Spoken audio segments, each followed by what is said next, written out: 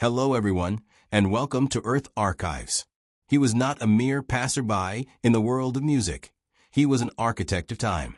Johann Sebastian Bach.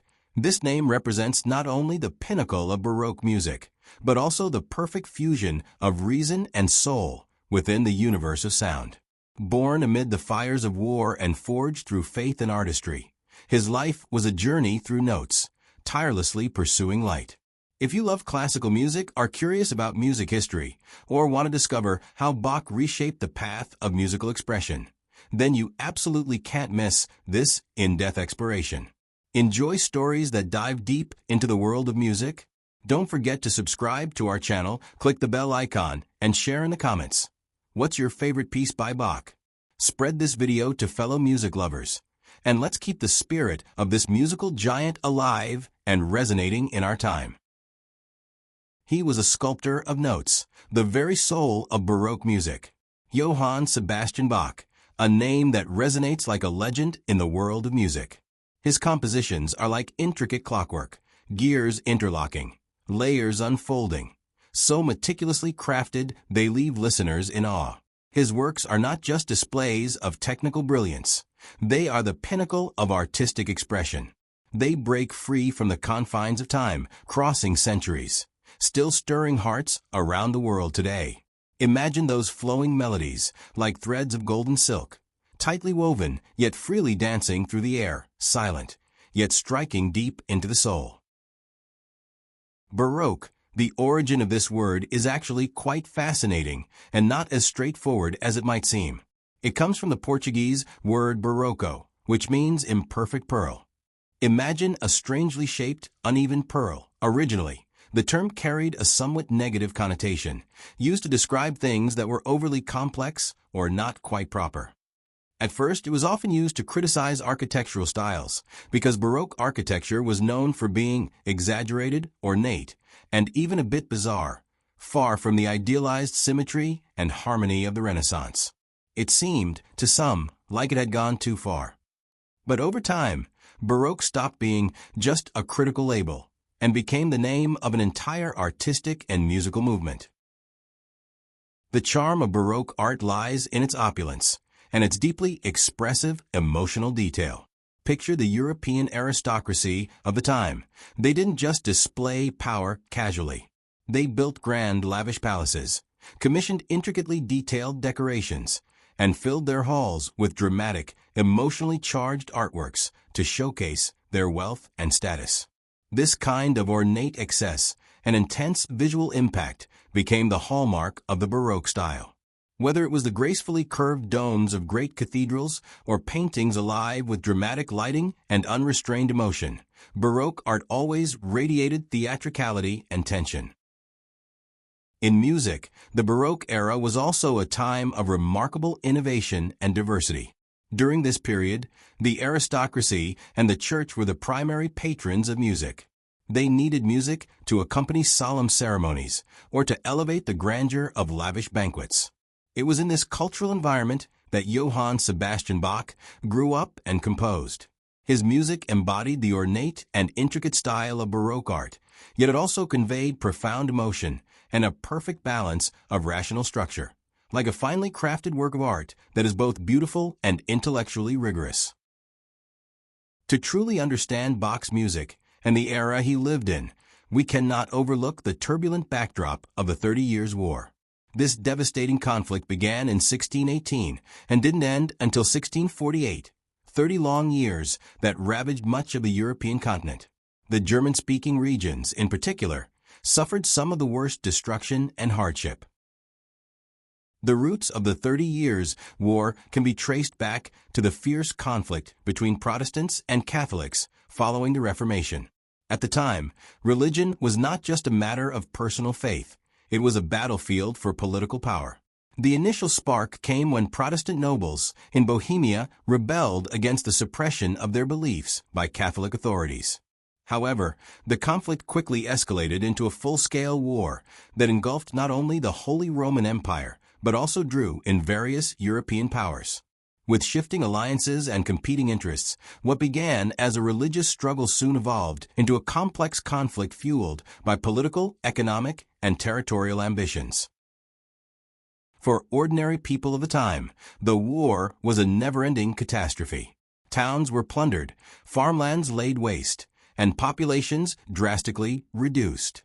In the German-speaking regions in particular, the devastation was so severe that the entire social and economic system nearly collapsed. Amid this chaos, music and art became vital sources of comfort and hope. The period in which Bach lived was a time of rebuilding after this painful chapter in history. Society remained fragile and uncertain, but it was also filled with a renewed sense of vitality and a profound yearning for faith and meaning. After the 30 Years' War, the German regions gradually returned to peace, but the long-lasting trauma left a deep mark on the land and its people. The ravages of war had devastated the economy, and both the church and the general population struggled with poverty and hardship. It was in this time of challenge and uncertainty that the family of Johann Sebastian Bach took root in the small town of Eisenach, in the region of Thuringia, Germany. In 1685, Bach was born into a family steeped in music. Although his father, Johann Ambrosius Bach, held a position as a town musician, a civic role that may not have seemed glamorous, he was part of a musical dynasty that played a significant role in the German music scene. In fact, Bach was not a solitary genius, but the heir to a vast and talented musical lineage. Nearly every member of the Bach family was involved in music in some form: composers, performers, teachers, making music not just a profession, but a way of life. This rich heritage laid the foundation for Johann Sebastian's own musical journey, embedding music into the very fabric of his existence. Although Bach was born into a musical family, his childhood was far from smooth. At just 9 years old, the sudden death of his mother cast a shadow over his young life, introducing him for the first time to the impermanence and sorrow of existence. Then, only a year later, his father passed away as well. These consecutive losses forced Bach to confront the harsh realities of life far earlier than most. For a child who should have been growing up surrounded by laughter, those years were undoubtedly heavy and difficult to bear. Fortunately, Bach was not alone. At this pivotal moment, his older brother Christoph became his guardian angel. Gentle yet disciplined, Christoph took on the responsibility of raising his younger brother, acting not only as a protector, but also as a strict mentor. He continued Johann Sebastian's education, especially guiding him in music, becoming his first teacher and source of inspiration. Christoph's home contained a vast collection of precious musical manuscripts, works by many of Europe's most renowned composers of the time. This treasure trove of scores became a window through which the young Bach discovered the vast world of music. To the young Bach, those musical manuscripts were like a treasure map, filled with irresistible allure. Late at night, after the household had gone to sleep, he would often sneak into his brother's study, light a dim candle, and carefully copy those precious scores by hand. Though the action seemed simple, it demanded immense patience and perseverance. He would sometimes spend months transcribing a single collection. This wasn't just a sign of his love for music, it was a form of spiritual training, his way of exploring the vast world of music on his own. Every note, every phrase, he studied with dedication, trying to grasp the intentions and techniques of the composers. It was this period of rigorous learning and imitation that laid the solid foundation for Bach's later compositions. He didn't just inherit his family's musical tradition. Under his brother's guidance, and inspired by those valuable manuscripts, he gradually developed his own musical language and unique compositional voice. Those difficult yet passionate years became an unforgettable chapter in his life and planted the seeds that would grow into one of the greatest composers of the Baroque era. In 1700, at the age of just 15, Bach left his hometown of Eisenach, carrying nothing but his enthusiasm and a precious letter of recommendation. He set off on the first major musical journey of his life. He arrived at St. Michael's Church and joined the renowned choir there. For the young Bach, this wasn't just a chance to sing in a choir. It was a gateway into the wider world of music, a stepping stone to everything that lay ahead. At that time, church music played a pivotal role during the Baroque period. A choir was not just a place for singing. It was a cradle for musical training. At St. Michael's, Bach didn't only learn choral techniques. He also began to explore keyboard instruments and study the complex structures of harmony, all of which would become essential nourishment for his future compositions. Each day, the young Bach practiced diligently under the guidance of his teachers, and his passion for music, combined with his natural talent, flourished rapidly in this environment. 3 years passed in the blink of an eye. From a boy soprano in the choir, Bach gradually matured into a capable musician. In 1703, at just 18 years old, he officially stepped into society and began to face the challenges of life as a professional musician. His musical skills grew steadily, and he quickly stood out in both church and court circles, taking on more responsibilities in composition and performance. At this point, Bach's true musical journey had begun, a path that would lead to brilliance and immortality. That same year, 1703, marked the first major turning point in Bach's career. He was hired by a church near Weimar to serve as a violinist. While the position may have seemed modest for this young musical prodigy, it was a door into a wider musical world. Not long after, Bach was recommended for a post at the newly restored Arnstadt Church, which boasted one of the most advanced and magnificent pipe organs of its time, waiting to be mastered. The pipe organ, often called the king of instruments, was both intricate and demanding, and for Bach, it was not only a challenge, but also an opportunity. The young Bach was full of passion and creativity for music. He was not satisfied with traditional ways of performing. Instead, he sought to incorporate his own unique style and techniques. However, this innovative expression was not accepted by the church priests at the time and even drew considerable dissatisfaction and criticism. After all, the church in that era held strict and conservative standards for music, and overly free or groundbreaking performances were often seen as rebellious and inappropriate. During this period, although Bach's talent was constrained, his pursuit of music grew even more resolute. So, the spirited young Bach made a bold decision. He secretly left the church and embarked on a journey of about 450 kilometers to Lübeck. The purpose of this trip was to participate in competitions and concerts hosted by Dietrich Buxtehude, the most famous organ master in Europe at the time. Buxtehude was celebrated as one of the greatest organists of his era, and his unique musical style profoundly influenced the young Bach. This adventurous journey was immensely significant for Bach. Besides witnessing and learning from Buxtehude's astonishing organ skills firsthand, he also encountered a wide variety of musical styles and techniques from across Europe, from the lyrical melodies of Italy to the elegant ornamentation of France and the rigorous structures of northern Germany. All these elements deeply infused his musical veins. That period not only propelled Bach's technical skills to new heights, but also laid the diverse foundation for his future compositional style. In 1707, at just 22 years old, Bach entered a new chapter in his life when he took the position of organist at a church in Mulhausen. This role gradually brought stability to his life. That same year, he married his distant cousin Barbara, beginning a new phase of family life. Marriage and work seemed to offer Bach some measure of peace and happiness, but fate did not allow him to settle too comfortably. Bach's innovative spirit remained strong. He incorporated many personal touches and technical breakthroughs into his organ performances, attempting to break away from the church's previously strict and conservative musical framework. However, his passion once again struck a nerve with the church authorities.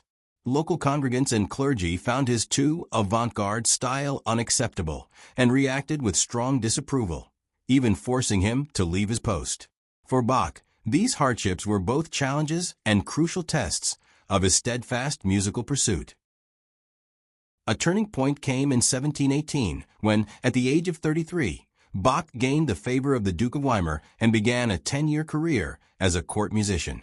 During this period, Bach's talents were finally fully recognized and utilized.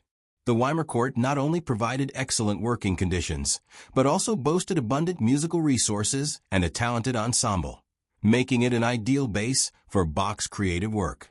Here he was no longer just an organist, but became a central figure in court music, responsible for composing, conducting, and music education, a role that was both diverse and significant. During his 10 years in Weimar, Bach entered his golden period of composition. His work spanned various fields, including sacred music, keyboard music, and orchestral music. Among these, the most famous is undoubtedly the Well-Tempered Clavier. This monumental work in music history includes preludes and fugues in all major and minor keys, showcasing Bach's mastery of tonality and counterpoint. Especially notable is the prelude in C major, whose simple and beautiful melody and harmonious, flowing chord progression have become essential learning material for piano students ever since. It has also appeared repeatedly in countless films and advertisements, deeply ingrained in popular culture.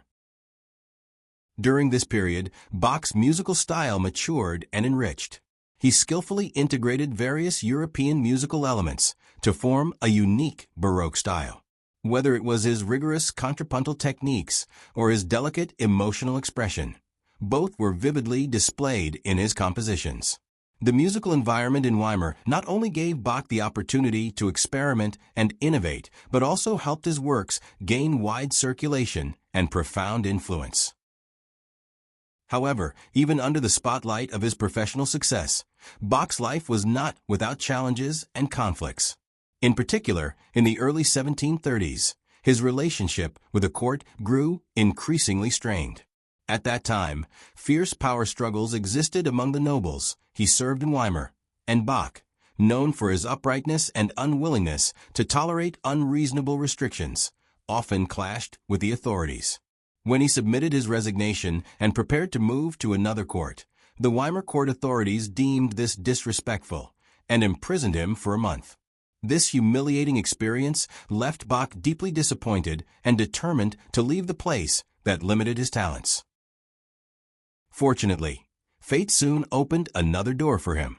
Not long after, he accepted an invitation from Prince Leopold of Cuthen to become the court music director. This young and capable prince was himself a music lover who deeply appreciated Bach's talent. In Cuthen, Bach finally enjoyed a rare freedom to create. He was no longer constrained by the strict religious regulations and could focus on instrumental compositions. It was in this relatively relaxed yet supportive environment that Bach composed many of his masterpieces. The 6 suites for unaccompanied cello stand out as classic works from this period. These suites present both technical and emotional challenges for cellists. Without any accompaniment, the solo cello paints rich musical scenes full of poetry and tension, works that remain popular concert repertoire worldwide to this day. Another equally famous composition is the Brandenburg Concertos, a set of 6 concertos, each showcasing different instrumental combinations. It's as if the notes themselves play a magnificent game of variations under Bach's pen. These works not only represent the pinnacle of Bach's instrumental creations, but also set important milestones for the development of classical music in later generations. At the same time, Bach's family life underwent significant changes. In 1720, his first wife, Maria Barbara, suddenly passed away due to illness, which was undoubtedly a great blow to Bach. Despite this, 2 years later, he remarried Anna Magdalena, a union that brought him new hope and comfort. Anna was a soprano with a sweet voice and excellent skill, as well as an outstanding musical partner. She not only helped Bach with the extensive task of copying music manuscripts, but also frequently participated in performances and assisted with the musical education of their children. Together, they had 13 children. Adding to the 7 from his first marriage, Bach fathered a total of 20 children. Although many of them sadly died young, several became well-known musicians, such as C.P. Bach and J.C. Bach, who inherited their father's musical legacy. In 1723, Johann Sebastian Bach, full of ambition and passion for music, took the stage in Leipzig, a city renowned for its academic and religious significance. he accepted the city's invitation to become the municipal music director and cantor of the St. Thomas School. This appointment marked not only the longest period of his career, but also the most prolific and mature phase of his musical creation. Leipzig was both a testing ground and a stage for Bach to showcase his genius. Here, Bach's life was astonishingly busy. As the municipal music director, he was responsible for composing and conducting religious music for the cities, for main churches, St. Thomas, St. Nicholas, St. Peter, and the new church. Every week, he had to write new church cantatas, works that not only aligned with biblical themes, but also matched the rhythm and atmosphere of the worship services. Imagine composing nearly one new piece every week for several years. According to surviving records, Bach composed over 300 cantatas during his time in Leipzig. Although some have been lost, every surviving piece is a masterpiece of musical artistry, exquisitely crafted. Among them, the Street Matthew Passion undoubtedly stands as one of his greatest achievements. This work features a magnificent double choir setup, combining gospel narration, choral hymns, and solo arias to profoundly depict the story of Jesus' Passion. Listeners are deeply moved by the layered harmonies and the sorrowful yet not despairing melodies. It is not merely religious music, but a baptism of the soul. Many music scholars consider the St. Matthew Passion the pinnacle of Baroque sacred music and one of the most powerful works in Western music history. However, Bach was far from being an austere musician living only within churches and hymns. In fact, he had a good sense of humor and a warm, personable nature. During his Leipzig years, he composed a light-hearted work called the Coffee Cantata. This piece humorously portrays a playful dispute between a father and daughter over her love of coffee, blending witty dialogue with elegant melodies. It can be seen as Bach's response to the popular culture of his time. After all, 18th century Europe was in the midst of a coffee craze, and coffee houses were hubs where musicians and intellectuals gathered, naturally sparking inspiration. Beyond churches and coffee houses, Bach was deeply invested in music education. He served as a mentor to students at the Leipzig Music Academy, actually the music institution affiliated with the St. Thomas School, not only teaching performance techniques, but also focusing heavily on composition theory and stylistic training. His students were never mere copyists. They were cultivated to become creative and thoughtful musicians. During this period, Bach composed many pedagogical works, such as the Inventions and the second book of the Well-Tempered Clavier, which remain essential learning materials for music students even today. It is worth noting that Bach did not confine himself to German musical traditions. On the contrary, he greatly admired the Italian composer Antonio Vivaldi, particularly appreciating the structure and lively melodies of Vivaldi's concertos.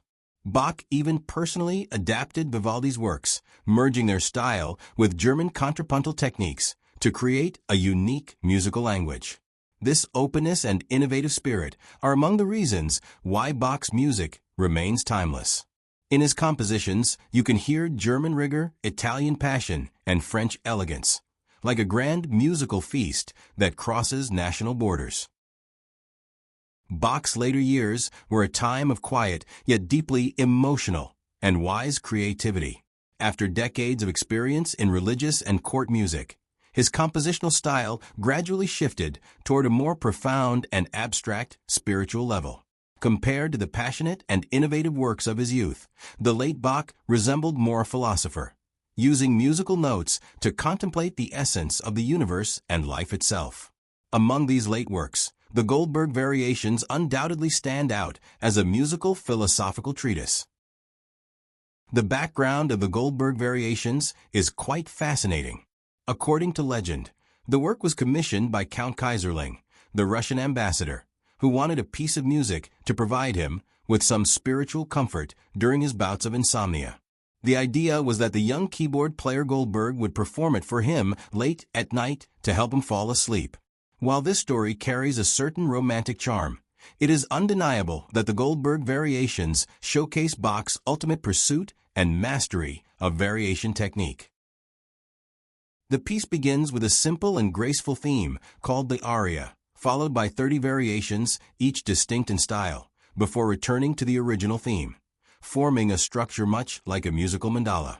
It is not merely a series of melodic changes, but a brilliant fusion of counterpoint, rhythm, ornamentation, and even dance forms. Each variation shines like a different facet of the same musical diamond. The listener feels as though entering a musical labyrinth, sometimes contemplative, sometimes joyful, finally finding an emotional release in the familiar theme. However, the Goldberg variations did not initially attract much attention. In the late 18th century, when operas, symphonies, and virtuosic concertos were all the rage, such a rigorously structured and deeply profound work appeared too introspective. It wasn't until 2 centuries later, with the arrival of Canadian pianist Glenn Gould, that this once-forgotten treasure was rediscovered and brought into the spotlight once again. In 1955, at the age of just 22, Glenn Gould recorded his first version of the Goldberg Variations, interpreting this classic work in an extraordinarily unique, crisp, and soulful manner. Unlike traditional performances, Gould did not pursue the Romantic style's emotional expressiveness. Instead, through extreme clarity and a masterful grasp of the logical relationships between notes, he vividly revealed Bach's emotion within rationality and freedom within order. Upon its release, this recording immediately shook the music world, prompting people to rediscover the depth and beauty of Bach's music. Since then, the Goldberg Variations have been interpreted and reimagined countless times by pianists, harpsichordists, and even modern arrangers, becoming an unshakable classic in the piano repertoire. It is not merely a piano piece, but rather a musical scripture that invites listeners to quiet their minds and engage in a profound dialogue with themselves. The life of Johann Sebastian Bach was a journey of continuously seeking truth and faith through music. Although he lived through turbulent times, endured the pain of losing loved ones, court intrigues, career hardships, and declining health in his later years, he consistently transformed the bitterness of life into the brilliance of music with unparalleled determination and passion. He did not compose for fame, but to glorify God and express humanity. He once said, "The ultimate aim of all music should be nothing other than the glory of God and the refreshment of the Spirit."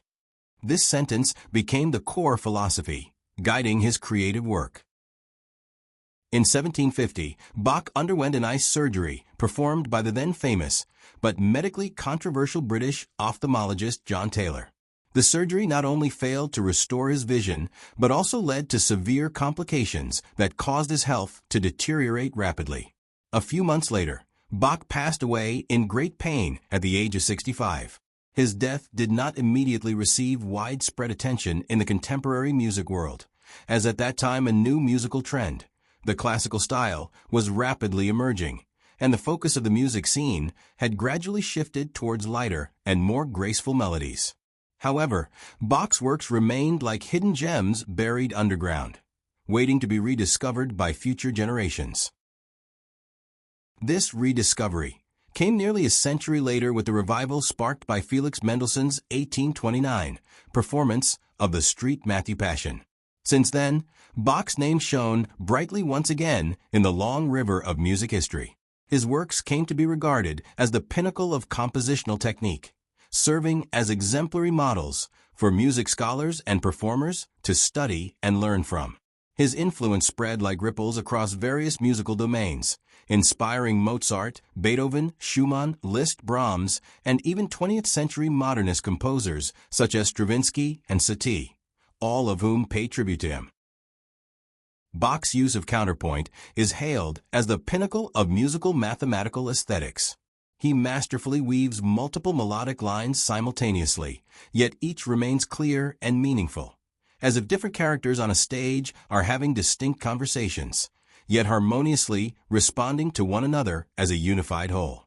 His fugues, cantatas, passions, oratorios, and keyboard works all exemplify the beauty of music's logic, structure, and spirituality.